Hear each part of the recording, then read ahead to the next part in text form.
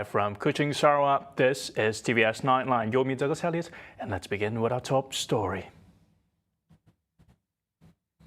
The list of names in the Social Welfare Department JKM, including those whose names have been removed as recipients, will be revised. Deputy Chief Minister Dato' Amar Awangtengah Ali Hassan pointed out that such action was taken by the GPS state government following complaints received regarding the removal of names from the aid list. Tengah noted the cancellation occurred during the reign of Pakatan Harapan, adding that most of the recipients were also not given a valid reason regarding the cancellation. Therefore, the state government will look into the matter of reinstating the aid to eligible recipients. Kita akan terus berusaha untuk membantu mana yang dapat. Dan ada juga macam yang menerima kebajikan. Masa Pakatan Harapan ada yang dipotong. Dia dipotong. Petani kadang-kadang orang yang menerima itu tidak tahu kenapa ya dipotong. Tidak ada alasan, tidak ada penjelasan.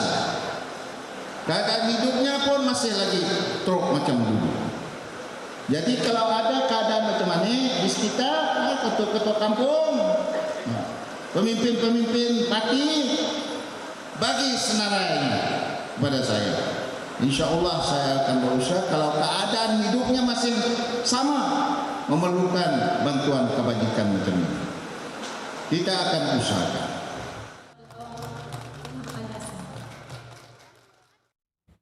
Former Sarawak Deputy Chief Minister and one of Parti Pusaka Bumiputra Bersatu PBB founding members, Datuk Simon DEMBAB MAJA, has sadly passed away peacefully on Saturday at a private hospital. The matter was confirmed by his family member. He was 85 years old. The late Simon MAJA served as the Deputy Chief Minister under the then Sarawak Coalition government in 1970. He was also one of the founding members of Parti Pusaka Bumiputra Bersatu (PBB), having contested in the first direct Sarawak state election in 1970, representing Parti Pusaka. Parti Pusaka then merged with Parti Bumiputra to form the current PBB. The late Datuk Simon MAJA left his wife Datin Rosalind Siti Germany, 3 children, 3 grandchildren and 2 great-grandchildren. The wake service is being held at his residence in Tabuan Jaya till Monday before his laid to rest in Nkalili. In line with the spirit of restructure, rebuild and thrive, Dudung Assemblyman Dato' Sri Tiong King Singh has called upon the youth of SIBU to stay back in the division in order to boost and revitalize the economy in the area. He said SIBU is in dire need of fresh ideas and talents from the younger generation, and thus he urged them to develop and start new business opportunities there. I would like to urge whoever have been go to overseas or go to KL or outside Sarawak, when they had learned the knowledge or the high-tech technology, all this, after they have been get all this completed, or they have even do business of that one, hopefully they will come back to relocate back to SIBU and to support the SIBU, the future economic growth here. At the same time, I hope all the youth in future can consider to stay back in SIBU, and then we help SIBU to start out the development also, especially the economic growth, and then we need the idea and help to make SIBU turn around. The Bintulu MP also called for the introduction of more investment opportunities and resources in SIBU to pave the way for a future with more development potentials and opportunities for the next generation. Earlier, Tiong was met after officiating at the 2022 SIBU Gateway Chinese New Year Market on Saturday. Touching on the Chinese New Year market, Tiong said it was an avenue for over 70 young and local talents from all over SIBU to showcase their brands and products. I would like to congratulate our young generation, start out and organize a very successful event for our younger generation, especially the youth, to participate on this event. And I would like them to have more events to be coming out in future. He hoped that the event built a platform for the youth and young entrepreneurs to exchange ideas and to network with others in taking their products and ideas to a broader market. Gabungan Party Sarawak GPS has successfully retained the Setakan seat during the 12th Sarawak state election. Despite being in new phase, Datuk Hamzah Ibrahim has proven his worth in returning the seat to GPS, thus proving that the people trust in the coalition to continue leading Sarawak to greater heights. And tonight witness a GPS Setakan Appreciation Dinner, where we have our reporter on the line to tell us more about the dinner. Carry it away, Haris. Thank you, studio. I had just attended the just concluded Dun Setakan Appreciation Dinner held at Raya Hotel and Convention Centre. The event aimed to cherish those involved in Gabungan Party Sarawak GPS victory in retaining the Setakan seat, where Datuk Hamzah Ibrahim was fielded as GPS representative. Among the dignitaries present were GPS Senior Vice President, who is also the Works Minister, Datuk Sri Fadilah Yusof, a Member of Parliament for Semarahan, Rubiah Wang, Tupong Assemblyman Fazruddin Abdul Rahman, and Kota Semarahan Municipal Council Chairman Datuk Peter Minos. Datuk Hamzah Ibrahim, who is the Works Minister, Datuk Sri Fadilah Yusof's political secretary, was fielded by GPS in his debut in the recent election, where he won the Setakan seat with 7,854 votes. Despite being one of the 25 new faces fielded by GPS, he proved that he was the right choice as a winnable candidate in the Setakan constituency. In his keynote speech tonight, he admitted that the responsibility he just recently took is a huge challenge, where 19,000 households fall under Setakan's constituency. However, he is ready to serve the people. He also vowed to do his utmost best to serve and help everyone in Setakan. He also took the opportunity to thank his mentor, Fadilah, and everyone from multiple agencies who took part in assisting him to win the Setakan seat. Meanwhile, Datuk Sri Fadilah Yusof in his speech said GPS landslide victory, where 76 out of 82 seats won by GPS, is not solely GPS victory, but everyone's victory. The historical win proves everyone's trust in GPS to continue bringing development to Sarawak. He said the support and trust given by the people of Sarawak must not be taken lightly by GPS leaders. Thus, he reminded GPS leaders to continue to serve the people as best as they could to ensure the rights and welfare of Sarawakians is taken care of for the next 5 years.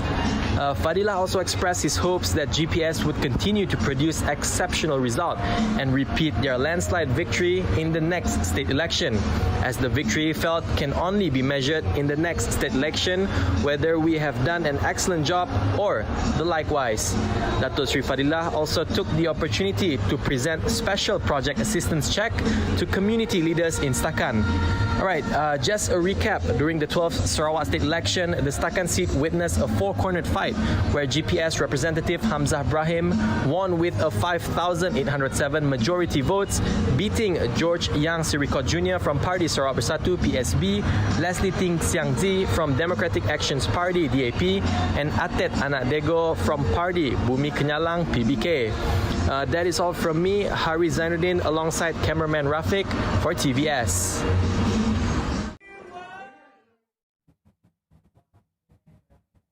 Thank you so much, Harris. Now, following Parti Rakyat Sarawak's PRS announcement that the party may field a female candidate in one of its 6 parliamentary seats in the upcoming 15th general election, Parti Pusaka Bumiputra Bersatu or PBB Women's Chief, Datuk Sri Fatimah Abdullah, wholeheartedly welcomes the decision, saying that it is the right move towards providing more opportunities for women in politics.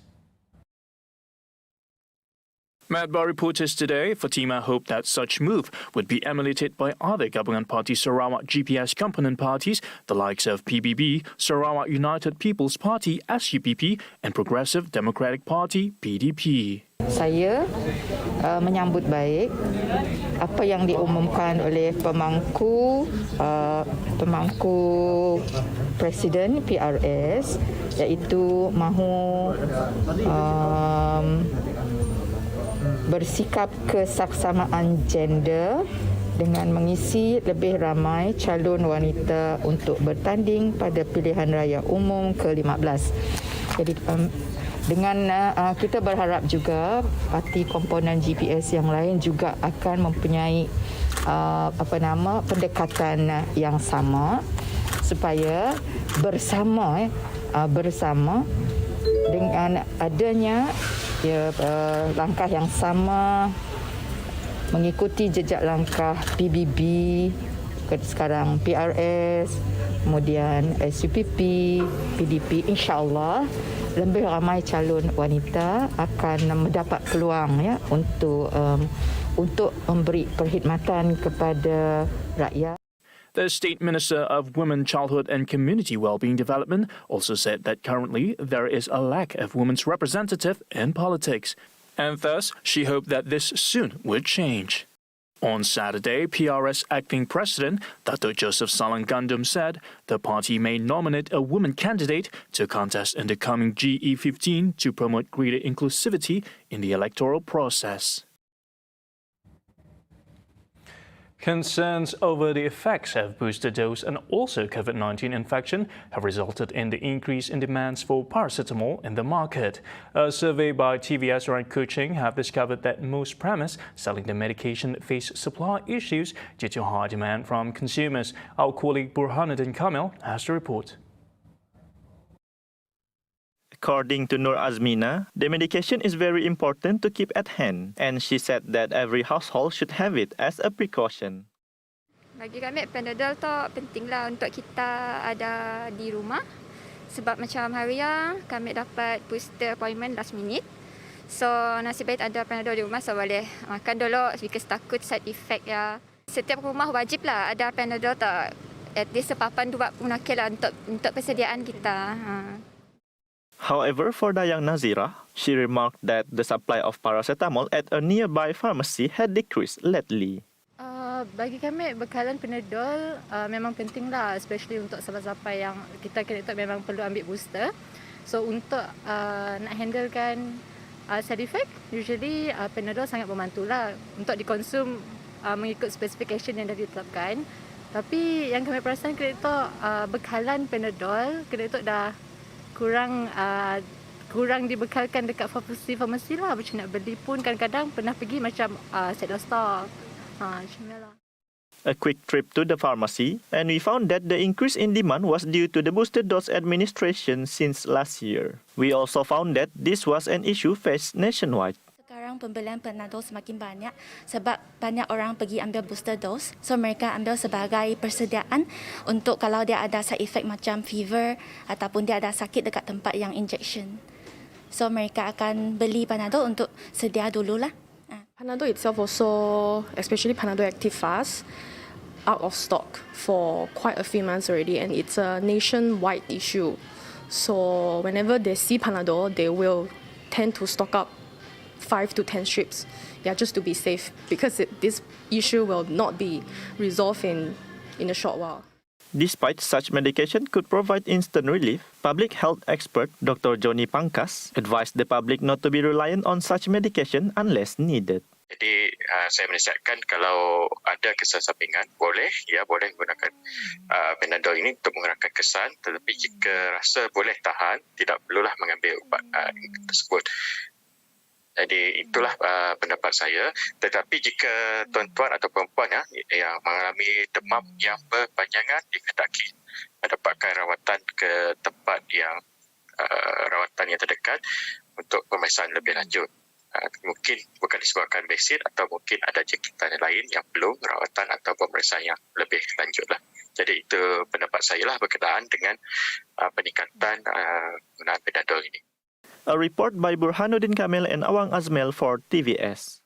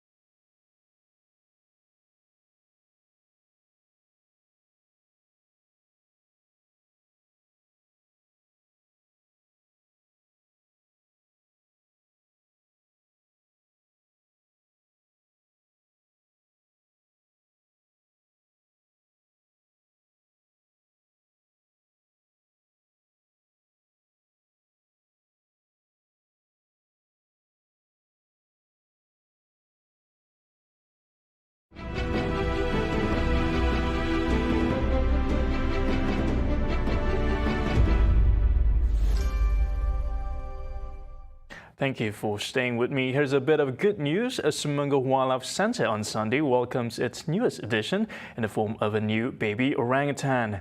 In a Facebook post, Sarawak Forestry Corporation SFC said that the baby orangutan was born around 3:06 p.m. The newborn is the fourth baby to be birthed by 26-year-old orangutan Annalisa. The baby orangutan is yet to be named.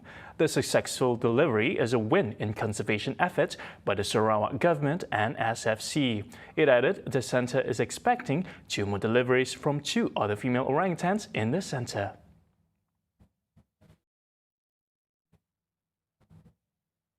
And a sea of bright red lanterns adorn SIBU Central Market to usher in the upcoming Chinese New Year celebration. A collaboration between SIBU Municipal Council and SMC Market and Petty Traders Association, over 500 lanterns were hung to inject the festive spirit of the season. Bukit Asek Assemblyman Joseph Cheung Jin Ek said the lanterns were hung early this week.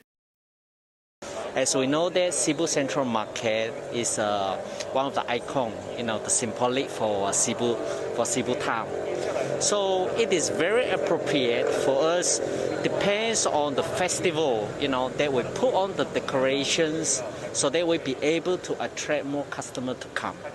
For example, the Chinese New Year is coming, we put on the lantern, all the rest, the firecrackers, decorations and so on. In addition to liven up the festivities, Cheung Jin also said that such initiatives will also promote SIBU as a festival town and a model of unity. We'll be able to show to other places that SIBU is a town of festival, that we all live together peacefully, regardless of the religion, the races, so we can all come to this central market. We can buy things here, and then we can eat together, we can buy things, we can shopping together. And it is also my childhood dream of, especially during the Chinese New Year, we come here and shopping with my mother. And additionally, SIBU Central Market will be installed with 93 high-performance closed-circuit televisions or CCTV. According to SMC Market and Petty Traders Committee Chairman Councillor Albert Tiang, it will up and enhance the security in the market.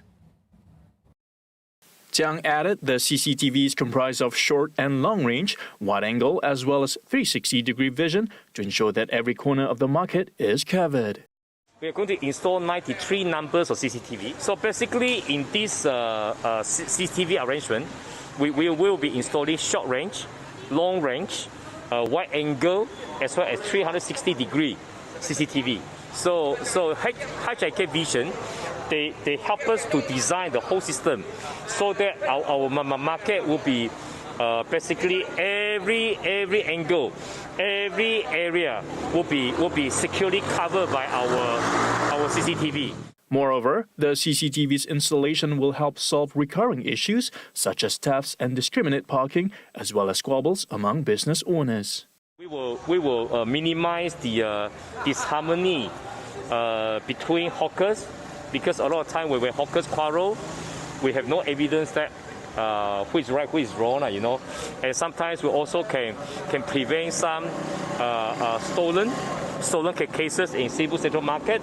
We also can better manage our traffic. There will be less illegal parking. We have the CCTV to capture the illegal parking around the Central Market, which is causing our Jalan China, causing our Kupelong Backlane jam during the peak hour. Currently, there are about 20 units of CCTVs installed at the market. The young Dipertuan Agong Al-Sultan Abdullah Riyatuddin Al-Mustafa Bilal Shah has been undergoing health checks and follow-up treatments at the National Heart Institute IJN since Saturday. According to Istana Negara, the king is in good health and is scheduled to be discharged in the near future. Comptroller of the Royal Household for Istana Negara, Datuk Pengelola Bijaya Diraja Datuk Indra Ahmad Fadil Samsudin said the checkup was following the intervention treatment for his knee joints and ankle His Majesty underwent back in September 2020. He added the treatments had been initially postponed due to the COVID-19 standard operating procedures implemented at all hospitals nationwide. He assured that the king will be returning to the palace after the treatment is completed and urged the public to pray for the king's speedy recovery. Meanwhile, Raja Permaisuri Agong Tunku Haja Aziza Aminah Maimunah Iskandaria was seen arriving at IJN at 2:50 p.m. on Sunday. Prime Minister Datuk Seri Ismail Sabri Yaakob today explained the delay in distribution of flood aid involving 500 ringgit for the purchase of electrical goods and 2,500 ringgit to replace damaged items was due to the verification process. Nonetheless, Ismail Sabri said he had instructed all parties to expedite the process. Kalau di Selangor, dia duduk flat tingkat 5. Duduk tingkat 10 contoh. Air memang banjir lah di bawah tu. Tapi dia terkesan juga di bawah sebab banjir. Flat dia banjir. Tapi flat banjir tingkat 1, dia tingkat 10. Tapi dia nak juga. Dia pun claim juga. Jadi itu kadang-kadang itu yang ketua kampung atau pemimpin masyarakat perlu memberikan pengesahan. He also said that the government is committed to helping flood victims as soon as possible to ease their financial burden in enabling the provision of compassionate cash aid or PWI of 1,000 ringgit from the federal government to be dispersed immediately. Now the government has given its assurance that there will be no more movement control order MCO and travel restrictions during Aidil Fitri this year. The assurance was made by Prime Minister Datuk Seri Ismail Sabri Yaakob to ease the people's worry that they won't be able to balik kampung this year. Kita tidak akan menutup lagi negara kita dari segi perniagaan dan sebagainya, bebas seperti sekarang. Ekonomi kita dibuka, sektor ekonomi dibuka seperti biasa, pergerakan rakyat dibuka seperti biasa, tetapi kita fokus kepada targeted area saja. Jadi jangan bimbanglah. Dah orang membuat spekulasi macam-macam. Nak tutup ekonomi, tak betul tu. And then konon-kononnya raya nanti tak boleh balik. Kalau kampung saya, kes meningkat, saya tutup kampung saya tak boleh balik lah. Tapi orang lain boleh balik, KP boleh balik lah kampung dia. The fashion industry has faced a broad array of criticisms, including diversity, inclusivity, ethical and sustainability issue. And while fashion brands have made progressive efforts, there is still a long way to go. Diversity and inclusivity have become essential components for fashion consumers. And in regards to that, the Style series showcased a collection of emerging fashion designers in East Malaysia with renowned designers from West Malaysia in a spectacular runway show held at Seafood's Shangri-La restaurant today. According to its founder Geraldine Sim, inclusivity is the way to go when it comes to fashion. She added, fashion shows are reaching out to everyone and not just the elite. Okay, Style Series, initially, we came up with the concept of having fashion shows with ready-to-wear collection. So a lot of fashion shows, when you look at the collection, it's always couture and you can't buy it. So for us, we want to present a collection that's affordable and ready for the masses. Moreover, she said that although it is hard to believe that these dated notions were once deeply embedded in the fabric of our society, but as time evolves, so does fashions. Initially, we had some modeling workshops. All these people came, different shapes, sizes. Some people traveled from Syrian, Bawu. There are some models here who actually flew from SIBU as well. According to model Tracy Edwin Hugh, one of the best things that have happened as a result of the body positivity movement in the fashion industry is the inclusion of the plus-size models. The media is no longer actively telling plus-size women to hide, and we now see these women strutting on the runway in magazines and billboards everywhere. I did when I was young, always watching America's Next Top Models, so of course it did kind of motivate me at one point. Yeah, but for a while I thought like, oh, maybe I couldn't do it here, so I kind of lost hope for a while. Yeah, for a while I kind of lost confidence, especially through my size. The bigger I got, the more I felt like my confidence went down. But after that, I kept on realizing that until when am I just going to keep hiding myself? I need to go out, I need to live my life. My life is not for others to judge me. For Tyrant Wong's son, he said that it's time to stop ignoring short male models. According to him, brands are becoming more inclusive, hiring models of different sizes, ages, abilities, and backgrounds. My height is 173 cm, but for standard, I think most likely it's like 175 to 178, 80 like that.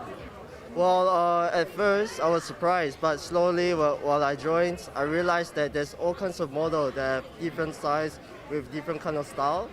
So that is what that make it special. That's what Style Series is all about. The designers lineup comprised of Sarawak's own T-Code, Yakuta, Mixed Culture, Kesha Fatin, and Lemore Eternal Jewels, with West Malaysia's Alia Bisman, Eric Chung, Justin Yap, Liren, and Shomi Rizwa Gupta. And that's all the time we have for TVS Nightline. For the latest development, head to our website TVSTVMY or follow us on our social media. Once again, I'm Dilip Salit. Thank you and have a good week ahead.